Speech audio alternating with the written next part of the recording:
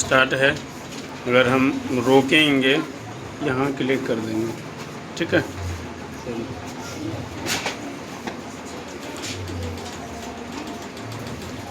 सीधा कर लेता हूँ ना।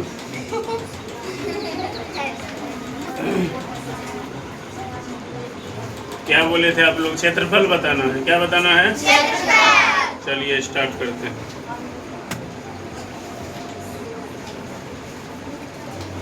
गर्मी भी लग रही है। नहीं सर, ना सर। ये वाला बंद कर दीजिए, सिर्फ ये वाला, बाकी रहने दीजिए।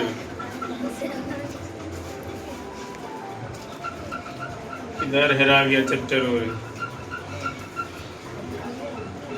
हाँ मिल गया।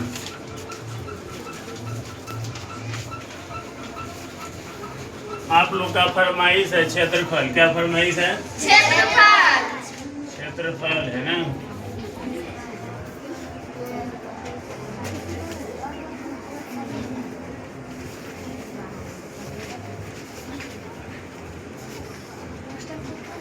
इसको क्या लिखते हैं? एरिया। एरिया। क्या लिखते हैं? एरिया।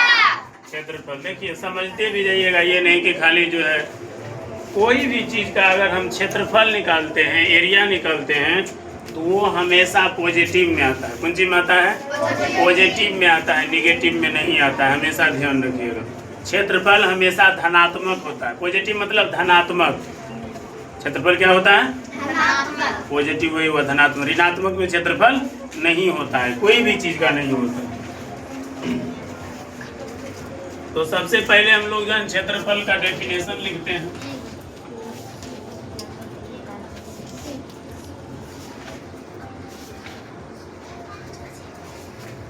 ठीक है, आप लोग अपने तरीका से बोलिए परिभाषा।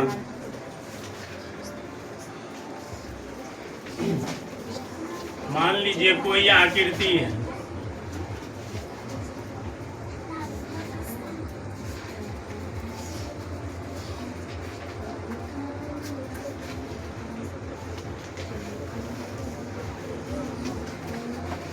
किसी आकृति की भुजाओं से घिरे क्षेत्र या तल, तल भी लिख सकते हैं, प्लेन को उस आकृति की या आकृति का, उस आकृति का क्षेत्रफल कहा जाता है।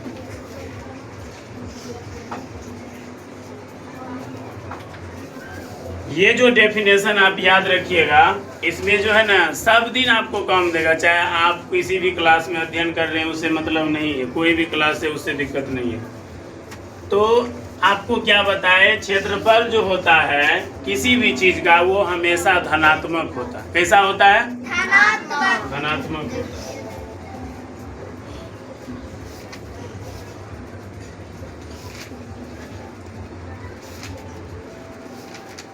तो आप लोग ये बताइए क्षेत्रफल का ऐसा मात्रक क्या होता है? Metre square. मीटर स्क्वायर क्या होता है? मीटर। आप लोग नहीं जानते हैं?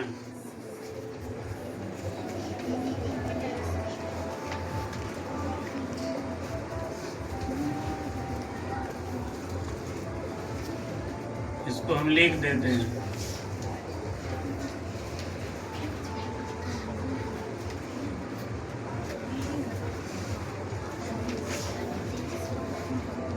इसी को वर्ग मीटर भी कहते हैं। मीटर स्क्वायर को क्या कहते हैं? वर्ग मीटर। वर्ग मीटर कहते हैं, वर्ग मीटर।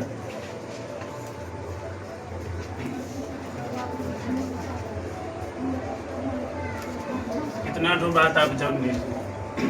चाहे आकृति कोई भी हो, वर्ग हो, आयत हो, आगे चर्चा करेंगे इसके ऊपर। अभी फिलहाल जो है आप जितना बता रहे उतना करना। जो अगर आपको ये चीज़ हम पढ़ाते जा रहे हैं, समझाते भी जा रहे हैं, नोट भी करते जाइए। आप लोग नोट करते जाइए, फिर मिटेगा, वीडियो लंबा होगा, इसलिए करके ये नहीं सोचिएगा कि नहीं मिटेगा, मिट जाएगा। तो आप समझते भी जाइए और नोट भी करते जाइए, सब कॉपी कलम। और जो चीज आप नहीं समझिएगा बोलना है, ठीक ना। आप भी बोल सकते हैं पीछे वाला, कोई चीज अगर नहीं समझेंगे तो बोलना है, घबराने की जरूरत नहीं। अब हम लोग जो है बात करेंगे परिमाप की।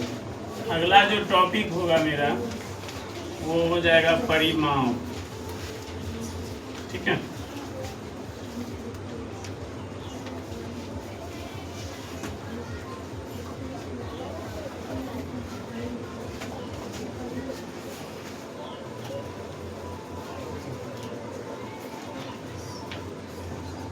किसी भी आकृति की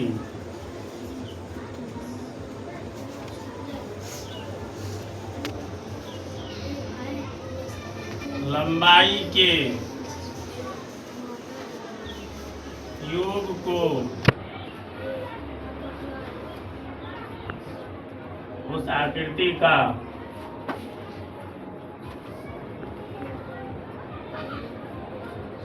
परिमाप कहा जाता है।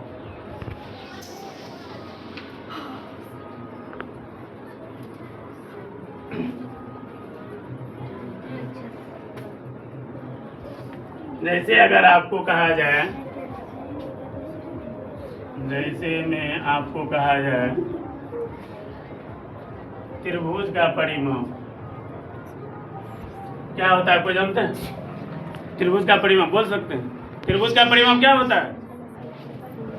तीनों भुजाओं का योग होता है। तीनों भुजाओं का क्या होता है? योग होता है। यानी कि अगर हम इस त्रिभुज को ABCD माने हैं, यहाँ पे हम जैसे लिख देते हैं, मान लो कि ये त्रिभुज है, यहाँ पे मान लीजिए कि ये त्रिभुज है और इसको ABC माने हैं, तो क्या हो जाएगा? A + B + C, तीनों भुजाओं का योग हो जाता है। इसी तरह से तो परिमाप भी हम आपको बता दिए, किसी भी आकृति का जो है ना उसके लंबाई का योगफल कहिए या योग कहिए। योग मतलब जोड़ होता है। योग मतलब क्या होता है? जोड़ होता है, ठीक है।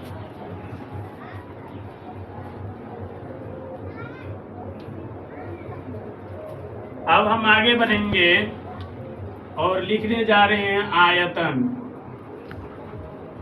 इसको क्या बोलते हैं अंग्रेजी में? क्यूब। आयतन को क्या बोलते हैं? क्यूब बोलते हैं, ठीक है। क्यूबिक या क्यूब।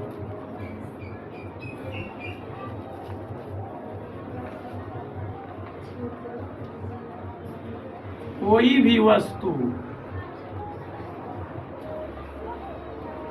जितना स्थान घेरती है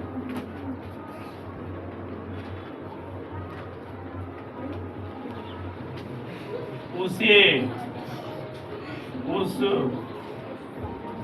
वस्तु का आयतन कहा जाता है।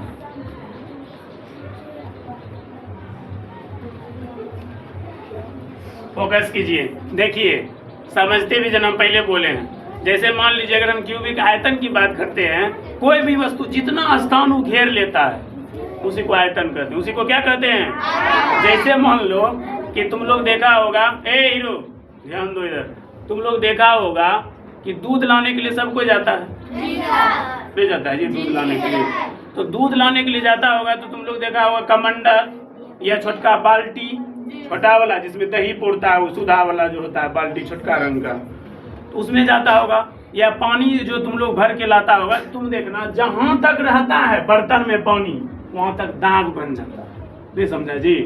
जैसे मान लो ये हम गिलास लेते हैं, ठीक ना, ये मान लो यहाँ तक पानी भरा हुआ है,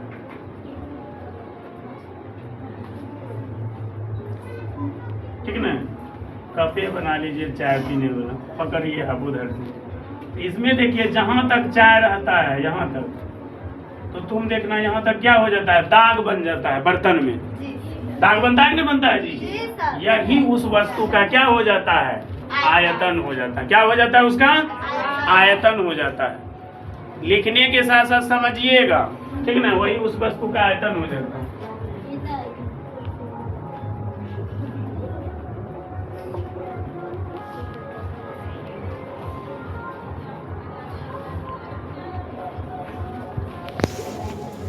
अब हम लोग जो है आगे बढ़ते हैं और बात करेंगे त्रिभुज का।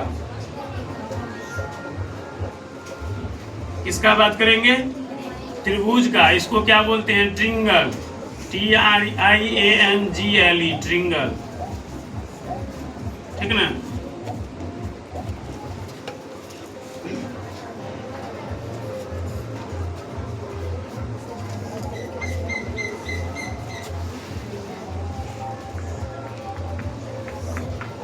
तीन भुजाओं या रेखाखंड भी लिख सकता है। तीन भुजाओं से घिरे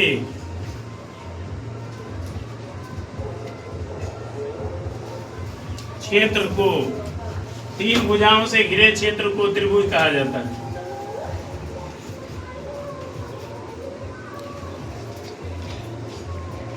तीन भुजाओं से घिरे क्षेत्र को त्रिभुज कहा जाता है।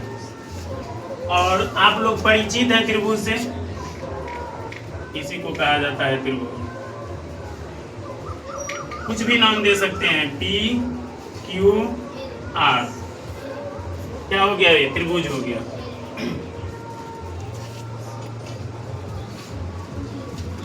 और इसी में हम आपको लिख देते हैं, त्रिभुज में जो पॉइंट बार बना देते हैं आपको,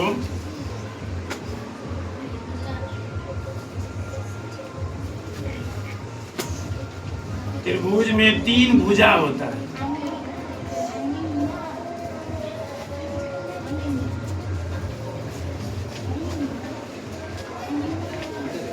त्रिभुज में कितने भुजा होते हैं? तीन भुजा होते हैं त्रिभुज में। ठीक है, अभी ये की नहीं, डेट तो नहीं।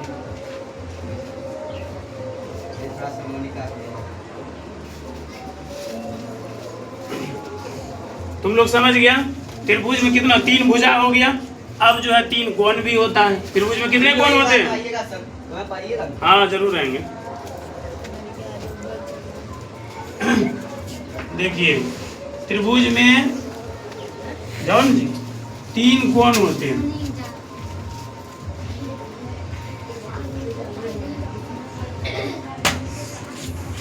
त्रिभुज में तीन कोण होते हैं, ठीक है। उसके बाद त्रिभुज में तीन शीर्ष होते हैं।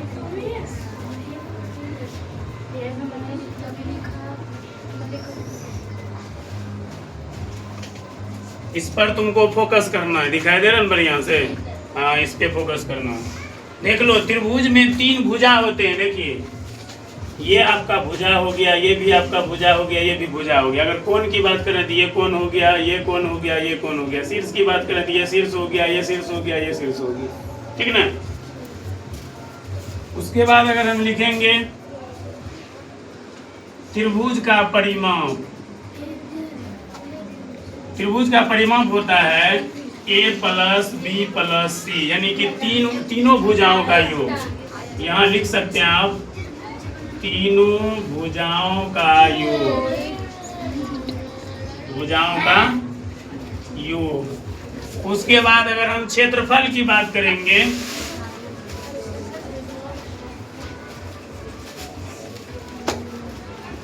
एक बटे दो गुना आधार गुना ऊंचाई। त्रिभुज का क्षेत्रफल होता है 1/2 गुना आधार गुना ऊंचाई।